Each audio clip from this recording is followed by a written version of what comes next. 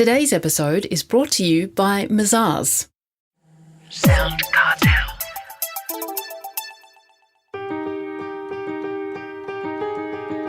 From SoundCartel, I'm Nicole Goodman, and this is Business Essentials Daily.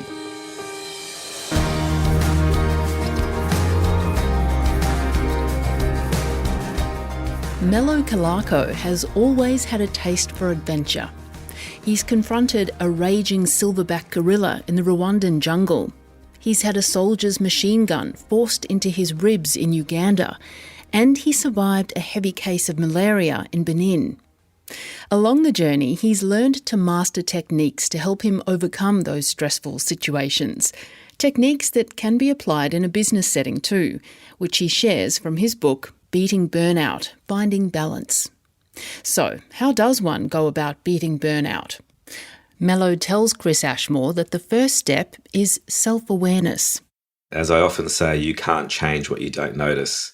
And often it can sneak up on you without even noticing. Actually, in fact, when I was writing my book, I interviewed about 200 people for the book that actually had experienced burnout. And 90% of the people that I spoke to didn't realise they were burning out until it was too late. So if you say self-awareness is the first step, how then do you suggest people become self-aware? One of the best tools to develop self-awareness is mindfulness practice, so training in mindfulness.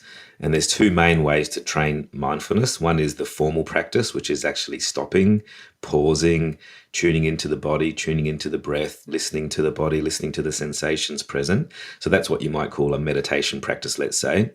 But there's also what's called the non-formal practice. And the non-formal practice is doing all those things that you do in the day, but you do them more mindfully, like brushing your teeth or going for a walk or driving the car. Instead of being in this default mode where you don't notice things, you train your awareness to be more present in these things. So both of these are equally important in my eyes, the formal practice of stopping and then the non-formal practice of noticing your day-to-day activities more. So it's a great way to develop it. Well, if we look at burnout more precisely, what is burnout exactly?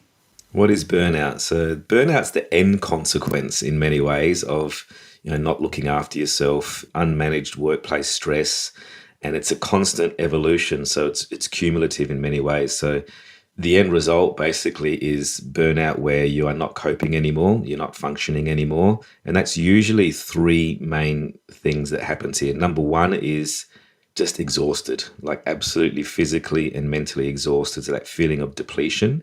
Number two is that disconnected feeling. So you might be disconnected to yourself, disconnected to family, friends, your workplace, and maybe even a bit negative or cynical. So that's number two sort of criteria. And number three is that lack of efficacy. So inefficiency, unable to do things that you could normally do, but there's so much more effort now and you just can't do that. So by the time it reaches burnout, it's poor functionality, basically. Are there different stages of burnout? Oh, definitely. So in many ways, I find it's really hard to have exact stages, like the 6 stages or the 5 stages. In my book, I talk about 7 stages of burnout, but it's really hard to have a definitive model because there's many factors and many different situations for different people.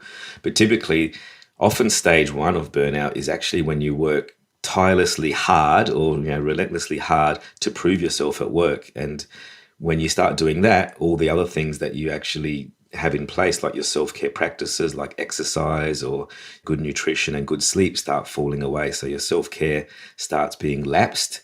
And then it's basically a cumulative effect over a few stages. And the end stage is then, like I said, poor functionality, not being able to function. And it might reach a crisis point, like you might have a panic attack, you might have some sort of physiological symptoms that you didn't notice before, and then you have some sort of sudden crisis. So the various stages in between 1 and 7, let's say, is just constantly, progressively getting worse, into anxiety, depression, and things like that. Now, your book, Beating Burnout, Finding Balance, what is balance and how do we achieve balance?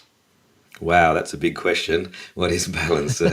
In many ways, balance is when we can balance the two sort of polar opposites. So most people in this fast, busy world that we are working in, we're sitting in the sympathetic nervous system. constantly. So we're sitting in this fight and flight mode, trying to meet our demands. The opposite of the sympathetic nervous system is what's called the parasympathetic nervous system. So that's that relaxation response, or that nice, easy, getting some downtime. So in an ideal world, to get homeostasis or balance, we balance those two things out. So working really hard when you need to work hard, but also having tools to switch off, mechanisms that you can slow down, and making sure you're having downtime, whether that's meditation or whether that's doing some of your hobbies and interests. So having that nice ideal balance of both of those. Now, also in your book, Melo, there's a lot of anecdotes about when you were travelling and the exotic places you've been to. Where does that passion come from, this world travel? Good question. I think it's just as a child, I always wanted more in life. I was brought up in little old Adelaide, so a very small little town in South Australia, and it's a bit limited there in scope. So I knew there was more out there, and I always wanted to go travel. And for me, I'm very interested in culture and very interested in different cultures, especially Indigenous cultures. So I just had this yearning to see the world and experience different cultures and learn from them as much as possible, learn their ancient wisdoms, their spiritual practices, and their cultural practices. So just an innate need and desire to constantly learn in many ways. Well, you've found yourself in a few tricky situations when you've been travelling. Can you relay one of those stories? Oh, there's more than one, that's for sure. Pretty much every single border crossing, especially in places like Africa and some of those developing countries, is a situation on its own, often very corrupt in many ways. And when you get to a border, they often want your watch or your sunglasses or your shoes or some bribery or some money. So I learned very quickly that patience is great. So having some patience is one of the best things. And I might often pull out the cards and play cards, play solitaire by myself for hours on end before I'd get through the border. And a sense of humour goes a long way. A sense of humour, making some jokes, making some fun with people. And then you often diffuse many situations. And even I remember a situation in Nepal when, I'm not sure if you remember, but the whole royal family was assassinated. It was in 2001. And Nepal, Kathmandu, went crazy. It was a bit of a riot place and shoot at sight orders for curfews. And it was a very dangerous place. So I had to try to get out of Nepal and literally fight my way through the airport with my backpack and, bash my way through the airport. But again, patience and a sense of humour got me through. So I learnt those two mechanisms are really handy to get through any tricky situation, really. Patience and a sense of humour. Resilience too, I suppose, that you've learnt that on your travels. Well, if you don't learn resilience, I'm not sure you'll survive, basically. So resilience comes naturally from being resilient in certain situations. You learn to be very street smart, obviously, being in those sort of countries where there are knives and guns and muggings and things like that. So you learn to be very street smart and build that resilience. And what I learned along the way is not to worry about the next place or the next thing or the next situation, because otherwise you'd be this anxious, nervous mess. But what I learned was, to build resilience, to believe in yourself and believe that no matter what happened to you, you would always have the resources inside of you to cope with it. No matter how difficult, no matter how hard it was, you always had those resources inside of you. So having that trust is a big one. Would it be fair to say, I know this is a leading question, but having these different kinds of experiences that are so removed from where we are today, it helps with running a business or being in business?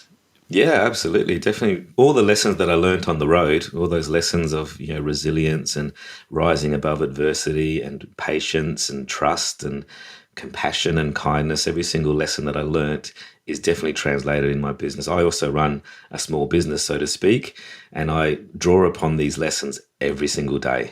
Every single day. It helps me to be more resilient, to be more patient, to create space, to work better, to work smarter. So without a doubt. If there was one place in the world you would recommend someone to go to get out of their comfort zone, perhaps not too far out of their comfort zone, and discover a place that's not on the tourist map, where would that be? The Himalaya is one of my favourite places on earth. So I know geographically it's quite far, but there's a place up there called Ladakh. Ladakh is in the Indian Himalaya. and it's absolutely stunning and beautiful. It's a high altitude desert, so very interesting. The jungles of Africa, in Cameroon, where there's pygmy tribes, which I visited, also beautiful. But if you don't want to go geographically so far and you want to stick a bit closer to Australia, I would suggest even Tasmania and New Zealand has some amazing wilderness, which is very accessible, even though you're quite close to cities, but you still can be far removed and get quite deep in wilderness quite quickly. So Tasmania and New Zealand, don't underestimate them, close places, but also quite deep in the wilderness. That was Melo Calarco, author of Beating Burnout, Finding Balance.